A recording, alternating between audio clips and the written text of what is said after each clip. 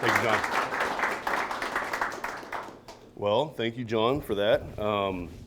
Again, I hope this story doesn't bore you guys. I know we all have stories that we could all share, and everybody comes from somewhere, and this is just mine. So just on top of what John has done, I don't know if you guys know, and I'll get into it later, but my dad worked here. Any of you guys remember Roger Carr?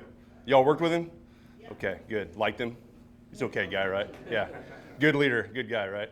But what was funny when I drove up here, I'm sitting in me and Lucy, my daughter Lucy, we're sitting in John's office, and I've been here probably 100 times, right? As a kid, as an adult too, picking up my car, right?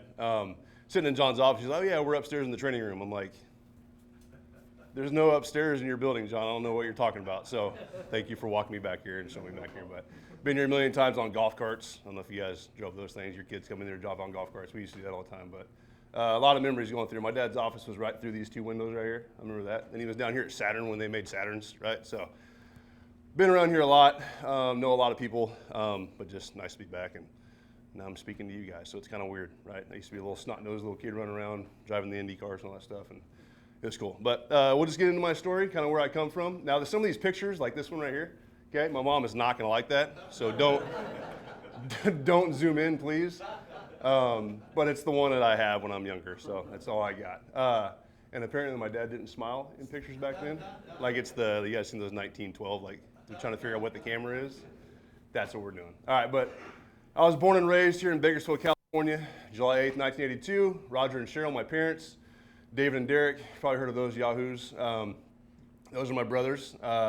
I've lived in Bakersfield. I've lived in Fresno. I lived in Houston, Texas, Sugar Land to be exact. Just moved around a lot. My dad was a car dealer, so he'd move back and forth to Fresno to Bakersfield, and so we're kind of 50-50, foot in over there, foot in over here, and I know the freeway really well from here to there. But my parents, man, so just leadership qualities that I've learned from my mom. My mom is about 4'10". She's not a very big girl, so my dad is 6'5", so he was a little worried when he had boys what they would kind of be when they got older. So yeah, he prayed a lot, and we all turned up to be about 6'3" or higher, so that's good. But my mom, okay, right here, Cheryl, her leadership qualities, and my grandfather, and I'll get into it later, my grandfather was a pastor at a church here for 35 years, and he always said, anytime that you meet someone, anytime that you're working with someone, you can gain something from somebody, even if it's one thing, right? You can get I get stuff from John, his heart. It makes me be a better guy. When he said that guy walked off and said, you're an inspiration, that's kind of what he's probably saying. Like, I had nobody else that has a big heart in my family. John shows it to me, right? So that's where we kind of learn how we grow. But my mom, disciplinarian, right? I tell all these stories, man, but we're doing a family function one time, and Lucy was there, and we were doing a staring contest. It was part of a game, and I had my mom, and whoever broke first, like, lost, and I couldn't do it because she instilled so much fear and love into me, right? I thought she was going to flog me right there, but she always had that disciplinarian love balance, right, in our household. With my dad, he was always very detailed. Things were taken care of. We get home, things are put away. It's probably not a good thing. My wife probably hated it when we first got married because my dad literally did everything for us. Not in a bad way. He could not stand our rooms being dirty. He couldn't stand the cars not being clean, right? So he was always in there doing something. It's part of his issues he has, okay? But we all got those. But he was very, very detailed in the things. So disciplinarian, love, and details is what I got from my parents. Liberty Christian Center is where we grew up. It's probably 10, 15 minutes down the road here. My grandfather, David Joyner, it's a very old picture, back in the 60s. My grandmother, Dolores, they started this church. I couldn't find it. There's a groundbreaking ceremony they had where it's literally right at that spot. But he was the pastor there for 35 years. I grew up there, bouncing back and forth. Anytime that we were in Bakersfield, Liberty Christian Center was our church. That's where we went, right? Royal Rangers youth group, all at this church. When we moved to Texas, we attended Joel Osteen's church, Lakewood Church, which is kind of crazy. You only really get to know like the first two rows. The thing is so massive and huge. It's just incredible. People say a lot of things about Joel, but I know one thing, again, learning something from somebody. Joel has the biggest heart. It's probably bigger than he is. He's got the biggest heart. He loves people. His whole family's like that. But went to Lakewood Church, came back in 2008, Attended this church again, taught Sunday school with my wife for a little while, and then just learning from this guy, I get choked up. We have an award that I give out to our football players. It's the David Joyner Award. Again, like I said, he passed away a few years ago. Actually, when we moved back here in '08, he passed away. But his heart and his love for his church, for his family, the integrity that he showed 24/7 was a huge impact on us and his grandkids. Just a very, very loving man. He'd be here right now. He'd always support us, right? If we're going somewhere, he wanted to go, right? That was just him. My grandmother remarried to a very nice gentleman, but she's still here, and she's an amazing person, big heart. The one thing I noticed about my grandmother and my mom, I would catch them praying at home. They'd be in their rooms praying. They'd be on their knees praying. They'd be here. It's part of my story. So if it's not part of yours, I don't apologize. But this is just what I saw in my household when I would walk in the door. I'd walk in my parents' bedroom. I'd see them praying, reading the Bible. My dad would be up early before he'd come to work here. He's reading his word, right? I would always catch him doing that stuff. But just my grandmother was a very prayerful woman. She'd pray for everybody. We have lost sheep, is what we call them right now in our family, right? But she prays for them every day and expects them to come home. That's just how she is, right? But learned a lot from these two. Married for 21 years, got 3 kids, Abby, Lucy, and Bo. Hopefully Bo finishes up, but they've all graduated from BCHS. He's a senior now. All played high school athletics, all accepted into college. They'll probably all be going to Fresno State next year. And then just little bits and pieces that I learned from my family, man. From Lucy, since she's here right now, the middle child. I'm the middle child. So we have a lot in common. We get on each other's nerves a lot, okay? But we do love each other. But one thing I learned from Lucy is that she's very sweethearted. And if I get upset or something, she'll say, "Dad, calm down, relax. It's going to be fine. We're going to be good."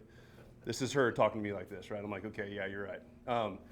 Abby, my oldest, you walk into her room, everything's clean. She's like Papa. Everything's clean. There's not a sock. There's not a shoe on the floor. Nothing is out of place in that room. So I learned that from her. And my son, Bo, I'm like, what did I learn from Bo? He's a very kind human being. He played football for me for 4 years. When the lights go on, he goes out there and roughs it up, but he's a very kind human being. And I love that about him. And my very patient, she has to be, married to a football coach, right? Very patient, lover. We've been dating since high school. I'll get into that later. High school, Stockdale High School, 97, 2000. Played football for 4 years, played baseball for 4. Met my wife, okay, in high school. But this is where I started really kind of to find out who I wanted to be, right? You kind of mature, you're getting into this phase where you're like, what do I want to do? It's really getting real, like I'm not going to be in high school anymore, right? I was really good at football. My brother played football. He was at Fresno State at the time. Doing a good job there. Derek was little, growing up, 9 years younger than me, but he wanted to play football. I'm like, this is a football family, man. I'm going to do it, right? So, but I always, when I was playing, I always caught myself really listening to the coaches, not just listening to what they were saying, but how they were doing it, how they were teaching me, what they were telling me, right? I had some really bad coaches. I had some really good coaches, though, too, right? I'm not going to say names. I could. I'm just a passionate person. But I thank those bad coaches because they showed me how not to coach, right? The way I felt when they were addressing me, I didn't care for it, right? Didn't care for it. I'm not going to treat my kids like that. I'm not going to talk to anybody like that, right? Because I know how it made me feel, right? Now, will I yell and scream at a kid on my team? Absolutely. But I always back it back up. I'll come back later, love him up, tell him what I really meant, right? And so I always knew, and I always catch myself coaching my players on the team too. Hey, coach said this, we got to do this, we got to do that, right? Hey, make sure, hey, try this different. We would always be talking things out. That's where I kind of developed my little coaching style, I guess. I was coaching as I was playing, right? So I was like a natural fit when I got done, okay? Next, oh, thank you. College, oh my, okay. I didn't have grades early, so I had to go to Bakersfield College. Nothing wrong with it, right? Guys go different directions. I didn't really mature until I was in college, and we'll kind of get into that. But Bakersfield College, I played for Dallas Grider. You guys know Dallas Grider, okay, back in the day. God rest him. Had a good relationship with him. I was going to head up to Antelope Valley to go play for my Uncle Lon. And he's like, bro, just come here and play football at BC. Like, we're all here. We're all home. You don't want to go up there. We're really good. So he talked me into it. And he bought me a cheeseburger. So he took me out, took me to lunch, and he talked me into it. So I stayed here and played ball. Graduated, got my AA degree. At this time, Dave was drafted by the Texans. I was married in 2002 after we're done with BC. Earned a scholarship to go to the University of Houston, okay? During this time, I wasn't doing anything bad, but I definitely wasn't as close to God as I should have been, right? So a lot of this pressure that Dave's in college doing this, because we wanted to play football, right? He's doing that. He's doing big time stuff. I got to go do something big. So Christ and the family and those things were not even really on my mind. Like, I just wanted to be a really good football player, and I wanted to hit it, and I wanted to go as hard as I could, right? So my priorities were definitely messed up around this time. Obviously, you can tell I'm not smiling. I'm not a happy person at this point. My wife is cheery. My grandfather's excited, right? And I was just a very depressed human being, right? And I'll jump around. If I jump ahead, I apologize. But this moment, right, just so you can kind of get an idea of where I've kind of come from, right? So when I played for the University of Houston, a lot of it, so we lived, me and Shannon lived about 45 minutes, 45 minutes away from the school. And if you've ever been to Houston, tons of traffic, people everywhere, right? If you think you're gonna get somewhere in an hour, it's gonna take probably an hour and a half, right? So I'm going to school, newly married, Abby's on the way, Shannon's pregnant. There was so much stress and so much stuff on me, I was not mentally prepared for any of it. I was not prepared for it. I was just kind of living life and going through it. You know, have a baby, yeah, I'll go to college, I'll do this. Mentally, I was not ready. And so I had a breakdown, man. I broke down, and I quit playing college football. I quit doing it. Like, I just wanted to get the stress away. I wanted to get off of it. I wanted to get everything out of the way, right? I just wanted to not deal with anything. That's not life, right? It's not life. And so I had my brother, I had my dad, I had my mom. They're like, listen, man, you got to find out what you want to do, right? What do you want to be? Like, what exactly do you want to do? I might be getting ahead of myself. Let's go to the next one real quick, Luce. Okay, yeah, here we go. Okay. But just with my college coaches too, right? I had probably, and you guys probably don't know him, but I won't say his name. But I did not have a very good defensive line coach. It was a bad mix with where I was and where he was. Like, he had some major issues with his family, and it was kind of spilling over onto us. So it was like a really dark time. Even when I wanted to go to football and do something fun, it wasn't fun when I got there, right? It was just a weird dynamic, and God works in certain ways, and I had to go through some stuff starting right here. I had to go get a job. Right? So I had about 85% of my college done, completed, right? But I just wanted to do nothing I wanted to do nothing, right? Just wanted to go home and sit. Well, my wife wouldn't let me do that. Okay, so this is my first real job in 2004. This is in sports, so it's like a sports academy and outdoors and whatnot, but this is where I worked. I would get up at 3 o'clock. I'd be there by 3:30 a.m., right? Grinding. I was doing the freight, so the store stuff would show up, all the, you know, whatever the material was and stuff. I'd have to stock shelves, right? So 3:30 a.m. to 11:30 a.m. did that every day, right?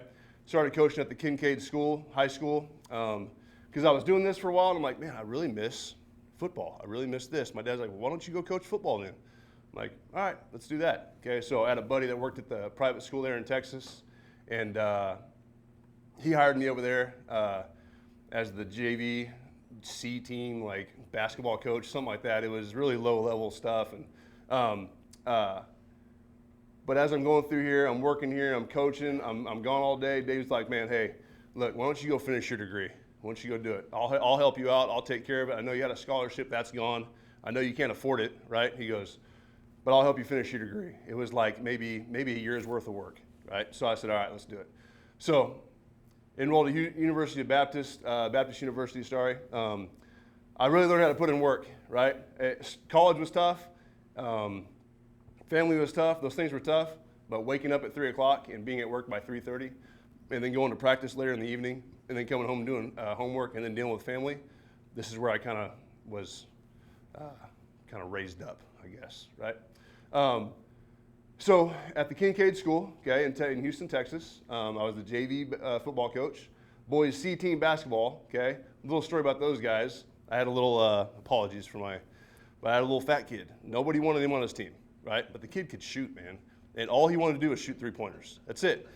So I'm the first year boys C team. I'm like, man, just go shoot all the threes you want, man. So he would go out there. He's a little heavy in his uniform. He'd go out there, And you know the kids across the way are making fun of him. They were. And he came to the side one time. And he's kind of teared up. I'm like, man, what's wrong? You all right? He's like, yeah, they're getting on me, this and that. I'm like, all right, well, go shoot a 3 and make one and, whatever.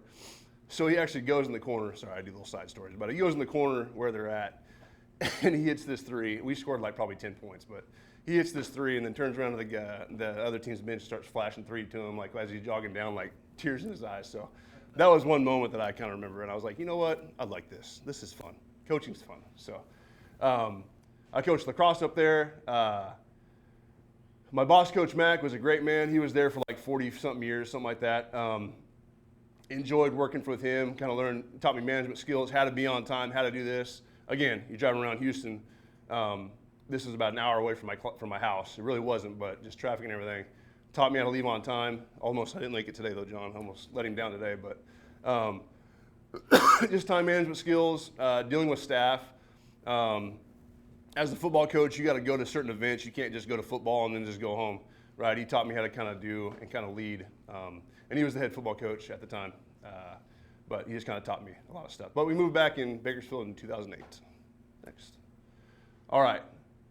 Okay. So I moved back, okay. A buddy of mine got me hired on as the defensive line coach at Bakersfield High School. Any driller fans in here? Any drillers? Okay, good. All right. It's a special place. It really is. Met a lot of great kids. Met a lot of great coaches. Again, learning from people. I learned something from every one of those guys. 4 of them, I think, coach with me now. I had to steal them. I had to pick, okay?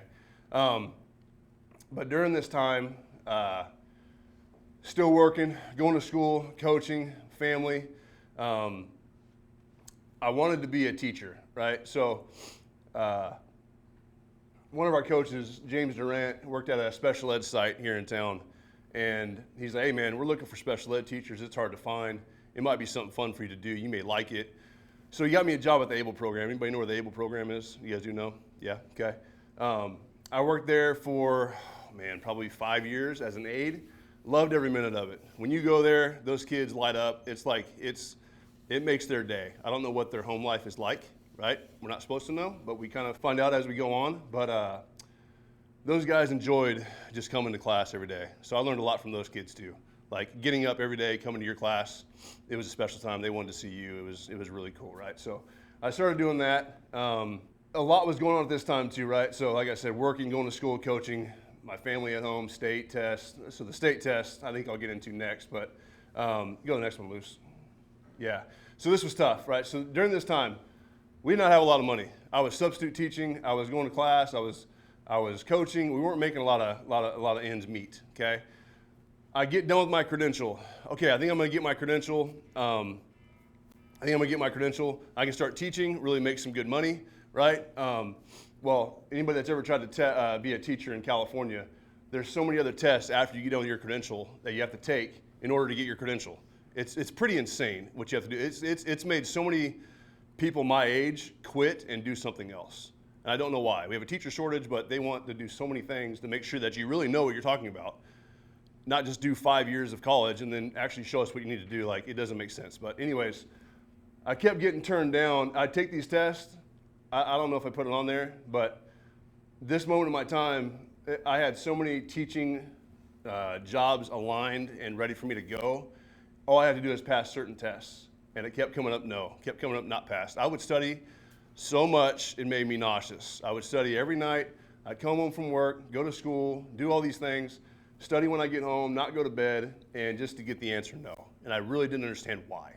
Like, I'm like, Lord, I'll go pick up food. I couldn't pay for these guys to go and do sports when they were little because that's how tight it was, right? And I get emotional because I feel like I kind of let these guys down a little bit. It was either $200 to pay for bills or $200 to go watch them play t-ball.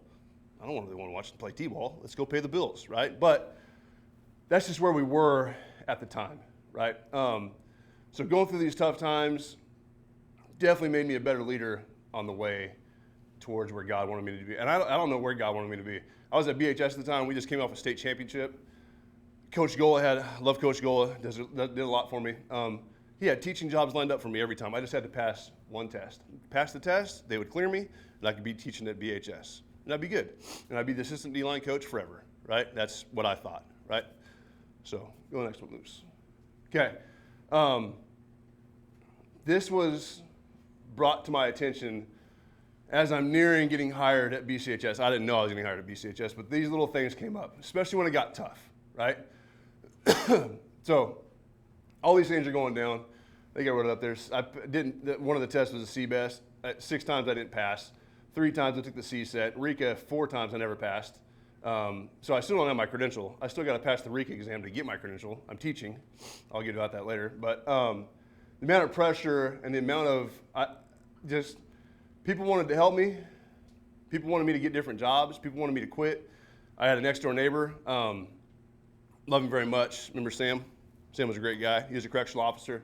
Did a couple tours in Iraq, and he's like, man, dude, stop with all this stuff, man. Just come be a CO. I'm like, man, I'm going to be a CO, man. I'm going to freaking walk into somewhere and get stabbed or something like that. I'm not going to do that stuff. Doesn't sound fun to me, buddy. He's like, no, you'll be fine. So ignored that. He's just trying to help, though, right? But I knew I had a dream. I knew I wanted to be a head football coach. I knew I just had to keep working and just keep going. And there were many nights where I was like, you know what? Maybe there is something else I can do, okay? But this came across to me. I think it was during one of Coach Gola's little presentations. He brought this up. I'm like, man, that's me. This is me right here, right there. I'm just going to keep swinging, and I'm going to see what happens, right? I'm going to keep going. I'm going to see what happens. So talking about this little area right here, it came up in 2015, and again, times were still tough. I probably had, at the time, $45 in the bank with like 2 days to go until I got paid next. And I got a phone call from Blake Vanderschaff at BCHS, and he was the athletic director at the time. And he's like, hey, Darren, we just lost our football coach. Would you be interested in meeting up? Your name came up, this and that. Would you be interested in meeting up and just talking and chatting? I'm like, yeah, absolutely, sure, yeah, that's great. Hang up, I'm like, okay, well, this is a blessing. Do I really want to do this? Is it my time? Is this, whatever it is. So I went to go meet with him, sat down. As I'm driving, I'm like, I really hope this guy's going to pay for my cheeseburger, man, because I don't have a lot of money in the bank right now, so we're getting a little tight right here. Sit down, have a great conversation. I go and meet with Mr. Dinger the next day. Actually have a formal meeting, and well, I had a long beard and a mohawk, and this guy decided to hire me. He saw something in me I didn't really see. I was comfortable being an assistant coach, right, with a mohawk and being the cool guy. So I was kind of thrusted into Bakersfield Christian High School, right, where I started coaching in 2015. I've been the head coach there ever since. I teach PE there. We won section titles in 15 and 19. We've played in 4. We've won a state championship in 19. We played in 2. We've won 7 league titles. Yes, I'm pumping up Bakersfield Christian in case you guys have high school kids. Feel free to bring them on over there. Implemented day 1, though, okay? Everything I've been through, I'm trying to go fast, I'm sorry. Everything that we've been through, man, I wanted to teach these kids, right? Everything that I've learned from the bad coaches and the good coaches, everything I learned from my family and those things, God, love, discipline, passion, details, integrity, resilience, and toughness. This is what I was going to teach these guys. That was my goal. That's what was burning inside me, right, when I got hired, and things that I've learned from other people. But those are the things I wanted to kind of instill. And those are kind of the things that I'm going to kind of talk about over the next couple months. Because I do a class with some of our seniors. Sometimes we have really good senior classes that really lead well. I don't know if you guys know Ben Urosic. He played here at Bakersfield Christian. He played at Stanford. I think he's going to be going to Georgia now. He's in the transfer portal. But we coached him. I don't know where he's at. He's in there somewhere. But he led. I didn't have to teach him to lead. He already knew how to do it, right? Like it was just kind of ingrained in his head. He knew how to do it. But I do classes with our guys, and I'm kind of going to kind of do it and spin it for you guys. Just how to develop your leadership skills and how to kind of maintain a good overall around your what you're doing at the time. Okay. Next, raising leaders. Almost done, I promise. All right. Raising leaders. This is Alex Wallace. He came to me in 2016, I believe. His dad coaches with us. I just love this kid a lot. He came from a house of like 6 brothers and sisters. Okay, very busy there. Kid worked his butt off. He went to Cal Poly to be a doctor. This is him graduating in high school. Just the overall, just visual. This is me yelling at him after he did something really cool. it was kind of a funny moment. But he picked the ball off in the championship game, and I kind of was excited to him him up. So, but just teaching these guys leadership skills, watching him grow from a freshman all the way until now, and now he's coaching with us on staff, right, is kind of what I wanted these guys, when I got there, I wanted these guys to kind of know. It's a family at BCHS. We're going to love you. We're going to teach you how to be leaders. He's definitely a leader in his own area now, but he's coaching with us now, and that's just the goal. So as the head, I guess, as the boss, okay, it's my job not to just kind of go in there and win football games. It's my job to make these guys better men, right? Better leaders, better brothers, better uncles, better husbands, all those things, right, when the time comes, okay? But let's go to the next one, Lucas. All right, so these are things I'm going to kind of just talk about over the next couple months. Next one will be passion, okay? Discipline, details, integrity, and reliable. These are the things that I teach our young men. Hopefully I'm going to kind of try and spin it for you guys. I know you guys aren't 17-year-old kids, right? You guys are all adults and those things like that, so I'll try and spin it the best I can, but that's kind of my story. I know it's a fast one. I know you guys all got to get to work, so do I. But just I want to just do my best. If you learn something, you learn nothing. If somebody learns something from this, I know I'm 40. I'm probably not the oldest guy in the room. I'm sure you guys have all been through some stuff, right? But just want to do my best to kind of help you guys become better leaders, whether it's at home, whether it's here, wherever it is. Just kind of share my thoughts on that. But that's kind of my goal for the next couple months.